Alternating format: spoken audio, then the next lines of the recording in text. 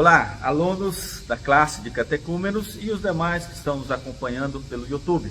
O nosso assunto de hoje é sobre línguas, dom de línguas. Se nós perguntássemos essa mesma palavra dentro de igrejas evangélicas, vamos entender que cada um tem a sua maneira interpretativa de lidar com esse tema. Por exemplo, se você conversar com pentecostais ou até mesmo neopentecostais, a grande maioria, elas vão dizer que as línguas aqui são línguas de anjos, onde a pessoa é batizada com o Espírito Santo e ela então passa a falar línguas estranhas, línguas desconexas, que não tem uma linguagem de nenhuma nação, de linguagem de homem, mas sim uma linguagem de anjos. E se você conversar com igrejas mais tradicionais, igrejas históricas, elas vão dizer, não tem nada a ver uma coisa com a outra, aqui é línguas de povos e assim por diante. Mas vamos entender melhor esse assunto e espero que possa servir de um crescimento para você, crescimento teológico e consequentemente espiritual. Bom, vamos entender o seguinte: Jesus, ele havia dado uma promessa, e a promessa e ao mesmo tempo uma missão, e a promessa e a missão era de evangelizar. Quando Jesus estava aqui nessa terra, portanto, abra a sua Bíblia aqui no livro de Marcos, no capítulo 16, verso 17, que vai dizer o seguinte: esses sinais hão de acompanhar aqueles que creem em meu nome, expelirão demônios, falarão novas línguas. Aqui o texto então vai dizer que quando Jesus ele dá uma ordem para a evangelização, Jesus é que ele ressuscitou, ele reúne ali os seus discípulos e outras pessoas que estavam ali após a sua ressurreição, e Jesus então dá uma missão e uma profecia, e essa profecia era: vocês vão falar em novas línguas. O que seria então esta novas línguas? O propósito específico aqui, quando Jesus diz, é para a questão da evangelização. Isso aqui ele é importante, mas deixa eu abrir um parênteses para a gente voltar lá em Gênesis, no capítulo 11, no verso 1 a 9. Depois você pode ler com mais tempo Gênesis. Deixa eu ler para vocês, apenas para dizer o que está acontecendo aqui em Gênesis, no capítulo 11. Nesse texto vai mostrar que Babel, eles queriam fazer uma torre muito grande, uma torre a tal ponto para chegar lá no céu, e isso causou, Deus então coloca algo importante. O verso 6 diz: e o Senhor disse, eis que o povo é um, e todos têm a mesma linguagem, isto é apenas o começo, agora não haverá restrição para tudo que intentam fazer. Vinde, desçamos e confundamos ali a sua linguagem, para que um não entenda a linguagem do outro. Aqui então, antes disto, as pessoas falavam apenas uma língua, não tinham outra linguagem. A partir daí eles começaram a falar várias linguagens, os povos começaram então a usar outros tipos de línguas.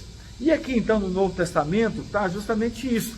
Para evangelizar, Jesus então pede para eles evangelizar, a ordem da evangelização é justamente esta, quando Jesus disse, verso 15, no capítulo 16 de Marcos, e disse-lhe: ide por todo o mundo e pregai o evangelho a toda criatura. Mas como pregar o evangelho se as pessoas falam várias línguas e o evangelho ainda não tinha espalhado na face da terra?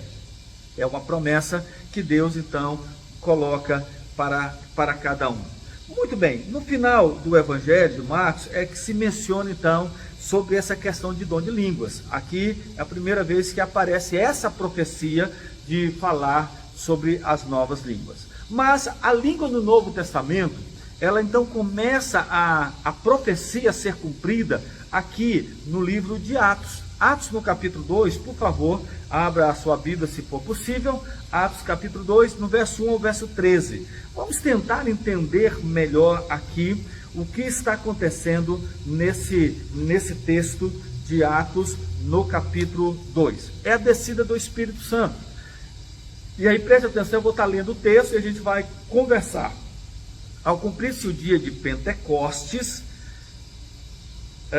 estavam todos reunidos no mesmo lugar. Então vamos entender aqui o que é Pentecostes. Pentecostes é a festa que chamam a festa da colheita lá no Velho Testamento, e vai mudando, foi mudando a festa da semana, dia das primícias, e essa festa era uma festa agrícola, festa da semana, festa da colheita, dia das primícias, mas no Novo Testamento ela é chamada então justamente a festa do Pentecostes.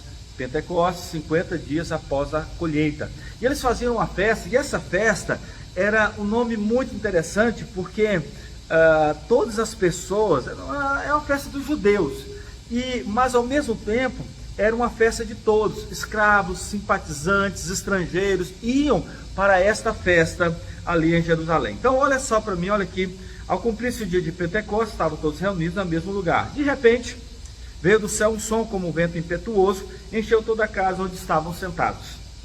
Apareceram, distribuídas entre eles, línguas, como de fogo, e pousou sobre cada um deles. Aqui, o texto então já vai dizer que apareceram distribuídos entre línguas, não línguas de fogo, mas língua como de fogo, e pousou sobre cada um deles. Olha só o que acontece, verso 4.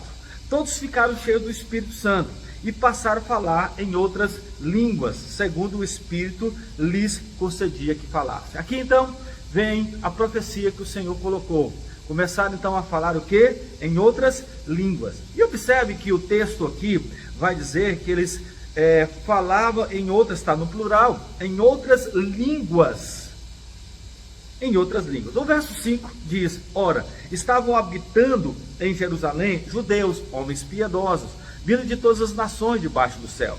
Quando, pois, se foi ouvir aquela voz, influiu a multidão que se possuía de perplexidade, porquanto cada um os ouvia falar na sua própria língua. Observe aqui que eles estavam agora falando na sua própria língua. E olha só o verso 7. Estavam, pois, atônitos e se admiravam, dizendo: vede, não são porventura galileus todos esses que estão? E como ouvimos falar cada um em nossa própria língua materna? Cara, isso aqui é fantástico.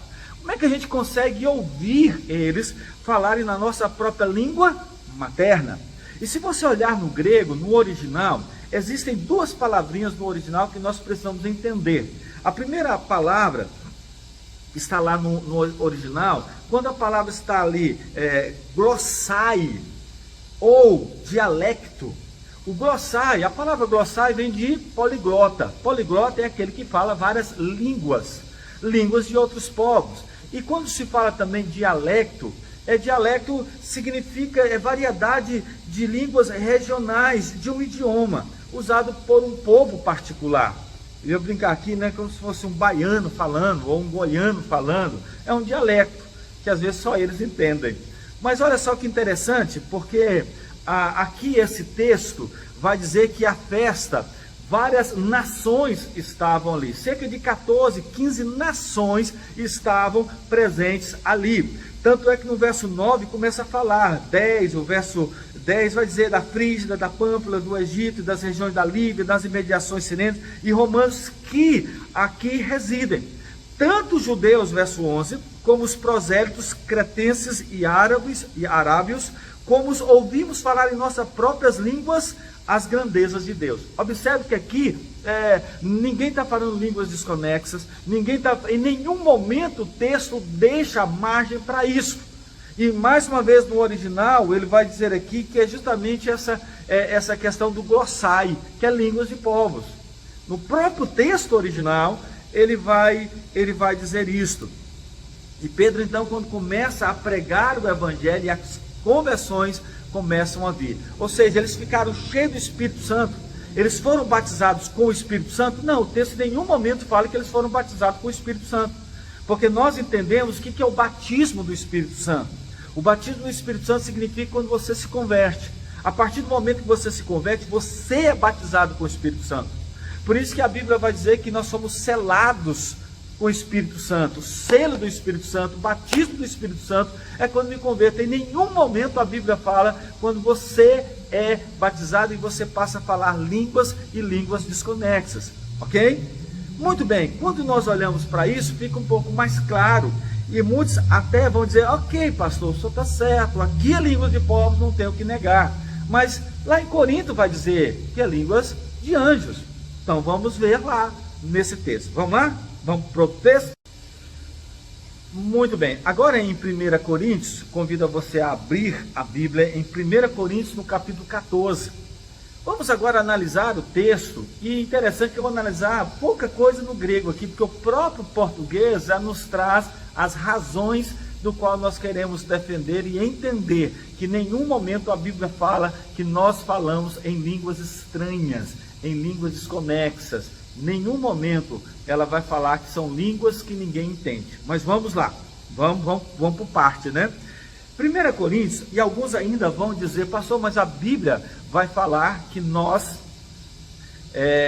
que o homem vai falar a língua dos anjos. Meu querido, onde está escrito na Bíblia que nós vamos falar a língua dos anjos? Paulo nunca disse isso. Paulo nunca vai dizer que nós falamos línguas dos anjos.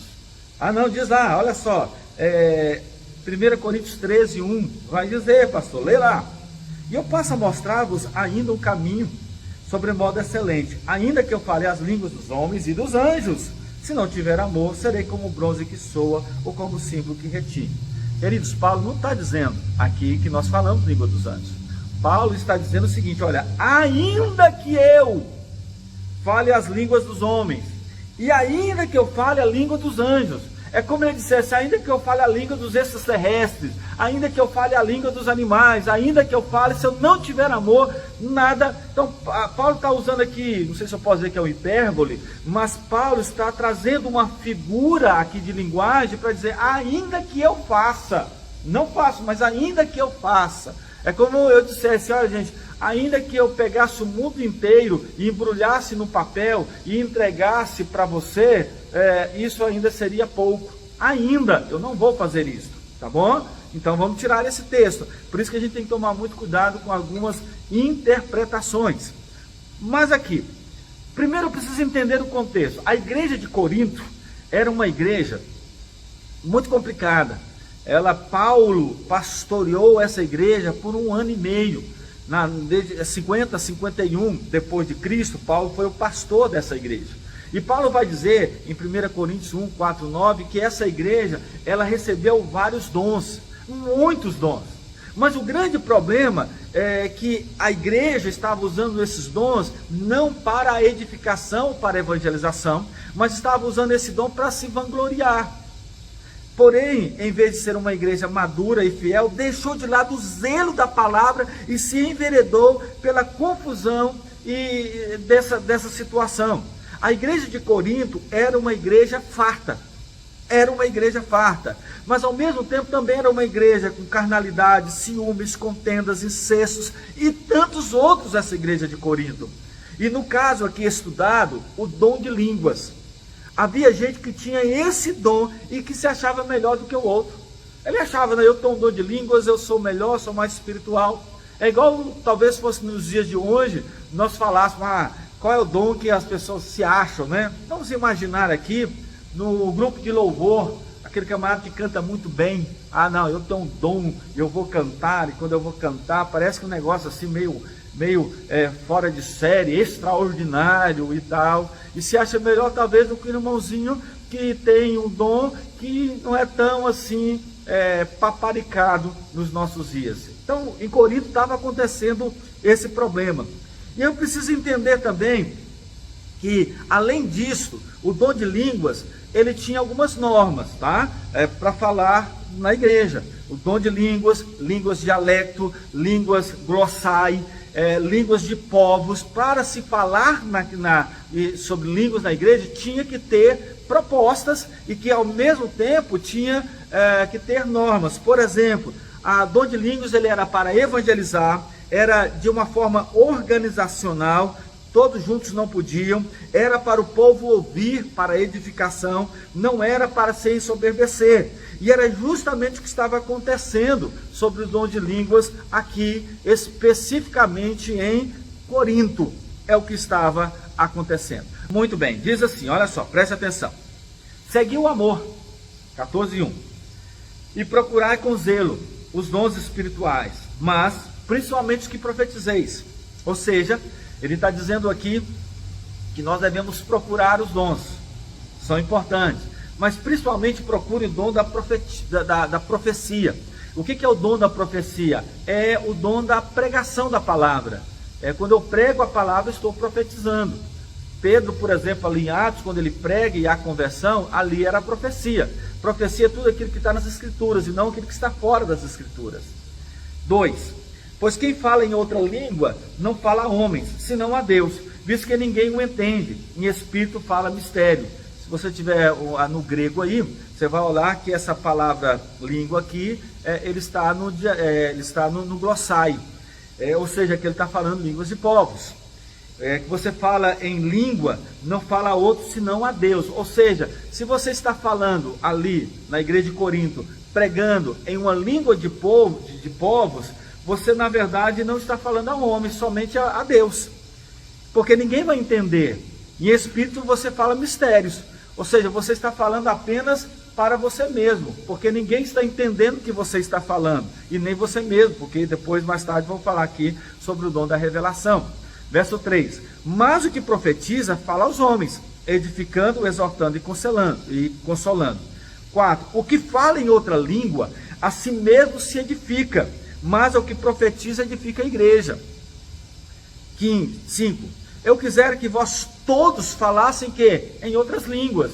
Olha que está no plural aqui, hein? Que vocês falassem em outras línguas.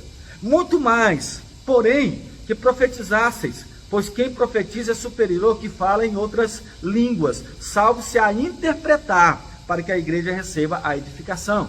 Lembra que eu falei que um dos itens para você pregar, para você falar em línguas, ali em Corinto, era necessário que alguém interpretasse. Porque você está falando línguas de povos, alguém tem que interpretar. Era também o outro dom, que a pessoa entendia mesmo não tendo estudado a língua daquele povo. De repente, um egípcio, ali ela falando no grego, e as pessoas estavam entendendo. Eu nunca estudei grego, então eu vou interpretar o que ele está falando. Deus me deu o dom para isso. E ele falava e a pessoa interpretava, aí tinha uma edificação para toda a igreja. Aí Paulo sim compara a questão da pregação da palavra, porque a pessoa está pregando a palavra sobre a questão do dom de línguas de povos. Verso 6. Agora, porém, irmãos, se eu for ter convosco falando em outras línguas, em que vos aproveitarei, se vos não falar por meio de revelação, ou de ciência, ou de profecia, ou de doutrina. Assim, que instrumentos inanimados, como a flauta, a cítara, quando emitem sons, se não os derem bem distintos, como se reconhecerá o que se toca na flauta ou na cítara? Ou seja, o dom era tão assim, todo mundo queria ter esse dom de línguas, de povos, que eles começaram a falar ao mesmo tempo.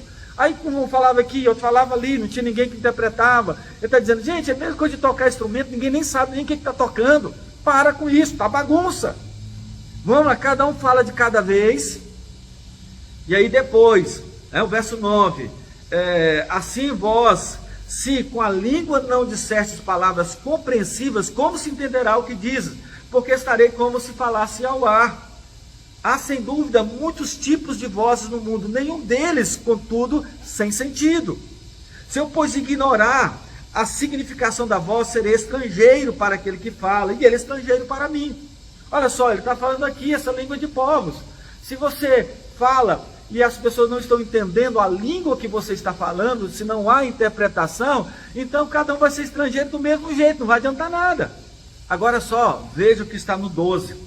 Assim também vós, visto que desejais dons espirituais, procurai progredir para a edificação da igreja. É a igreja que tem que ser edificada. Pelo que o que fala em outra língua deve orar para que possa interpretar. Ou seja, se você não falar em língua e não tiver interpretação, não adianta nada. Porque se orar em outra língua, o meu espírito ora de fato, mas a minha mente fica infrutífera. Que farei, pois? Orarei com o espírito, mas também orarei com a mente. Cantarei com o espírito, mas também cantarei com a mente. O verso 19, verso 18. Dou graças a Deus porque fala em outras línguas, mais do que todos vós. Olha só, gente, veja como aqui ele está falando sobre línguas de povos. Ele está dizendo, gente, eu falo mais línguas do que vocês. Paulo pelo menos falava cinco idiomas. Então ele fala, eu tenho um dom, eu falo mais do que todos vocês. Verso 19, contudo prefiro falar na igreja 5 palavras com meu entendimento, para instruir outros a falar 10.000 palavras em outra língua. Observe só que Paulo não está querendo se exaltar, pelo contrário, Paulo está sendo humilde aqui, dizendo, olha, eu falo mais do que vocês, mas eu prefiro falar 5 palavras que todos entendam. Então as pessoas queriam o dom de língua para de fato se achar. Mas é interessante que uma questão importante, o dom de língua não era para todos, mas para alguns. Hoje em dia, quando eu vejo e recebo algumas pessoas no gabinete que falam, pastor, eu não consigo, eu vim de uma igreja pentecostal, não consigo falar em línguas, e aí eu me acho mais assim, e até tem algumas igrejas para você ser eleito como diácono, você tem que falar em línguas, se não falar em línguas você não pode ser, e existe até algumas escolas em igrejas que tem essa doutrina, que ensina a falar em línguas desconexas. É uma loucura, gente. Aqui nesse texto, em nenhum momento ele está falando sobre línguas desconexas. Nenhum momento. Olha só que a coisa básica, o dom de línguas não é um dom para todos, ali em Corinto. Veja só, no capítulo 12, 1 Coríntios 12, no verso 4 em diante, diz o seguinte, ora, os dons são diversos, mas o Espírito é o mesmo. E também a diversidade nos serviços, mas o Senhor é o mesmo. E a diversidade nas realizações, mas o mesmo Deus é quem opera tudo em todos. Olha só, gente, verso 10, verso 9. Há outro no mesmo Espírito a fé, e há outro no mesmo Espírito dons de curar. Há outro operações de milagres, há outro profecias, outro discernimento de espírito, há uma variedade de línguas, e há outros capacidade para interpretá-las, mas um só é o mesmo Espírito, realiza todas essas coisas, distribuindo-as como lhe apraz, a cada um individualmente. Aqui ele está falando de vários tipos de dons, e que é dado para a igreja como um todo, ou seja, nem todos têm que ter o dom de línguas, para Paulo ali em Corinto. Então fiquem tranquilos, não é que todos têm que ter o dom de línguas ali, alguns tinham e outros não. Olha só que interessante, procurar com zelo os melhores dons. Agora, e eu preciso entender aqui, como eu falei para vocês, a palavra glossai, glossa, é línguas estrangeiras ou linguagem de um povo, de uma outra nacionalidade. É que quando você pega uma Bíblia grega, você vai entender justamente isto. E voltando aqui, Marcos 16, 17, esses sinais hão de acompanhar aqueles que creem em meu nome, expelirão demônios e falarão novas línguas. E é interessante aqui, e voltando aqui, o batismo do Espírito Santo é quando você recebe o dom de línguas? Não. Atos 2,38, vamos ver aqui que diz Atos 2,38, olha só que interessante, Atos capítulo 2, no verso 38, diz assim, respondeu-lhe Pedro, arrependei-vos cada um de vós, seja batizado em nome de Jesus Cristo para a remissão dos vossos pecados e receberei o dom do Espírito Santo. Recebereis o dom do Espírito Santo, veio a conversão. A partir do momento da sua conversão, você então receberá o Espírito Santo, então você será batizado com o Espírito Santo. Ele não está falando aqui de línguas, não está falando de línguas. Por isso, queridos, que a gente precisa prestar bem atenção, dentro de um contexto como todo, porque no contexto como todo, em nenhum momento Paulo vai falar dessa língua estranha, mas vai falar de línguas de povos. Espero ter te ajudado. E só lembrando também, pastor, mas aqueles que falam em línguas estranhas, não é crente? É crente, do mesmo jeito, é crente no Senhor Jesus, tenho certeza disso, mas a gente só precisa entender, o grande problema é que do outro lado não pensa assim. Não, vocês não falam em línguas, então vocês não são crentes, eu sou melhor porque eu falo em línguas, eu posso ser obreiro, eu posso ser pastor, pastora, porque eu falo em línguas. e línguas estranhas, hein, gente? Só lembrando também, o pastor, e hoje, existe esse dom cessou? Eu acredito que muitos dons de fato cessaram. Eu entendo que os dons cessaram porque não há mais uma utilidade. Assim como no Velho Testamento, muitos utensílios eram usados no Velho Testamento, que no Novo não se usa mais e não usamos mais hoje. Por exemplo, eu jamais usaria uma arca da aliança dentro da igreja, porque a arca da aliança lá do Velho Testamento simbolizava a presença de Deus, e quando Jesus veio, acabou isso, o véu se rasgou, então não se usa mais a arca da aliança, ou objetos do Velho Testamento, isso cessou. Eu não uso mais, por exemplo, o sangue de um animal para o sacrifício, porque Jesus, ele é o sacrifício. Da mesma forma, sobre a questão de línguas, ela foi necessário no Novo Testamento, mas hoje não há não é necessário. Embora que se tiver essa necessidade, eu tenho certeza, como já tivemos alguns testemunhos de missionários que foram pregar em outros povos e começou a falar. Mas é algo pessoal, já não é algo coletivo, não é algo para a igreja de um modo geral, tá bom? Deus te abençoe, Deus guarde e até a próxima aula.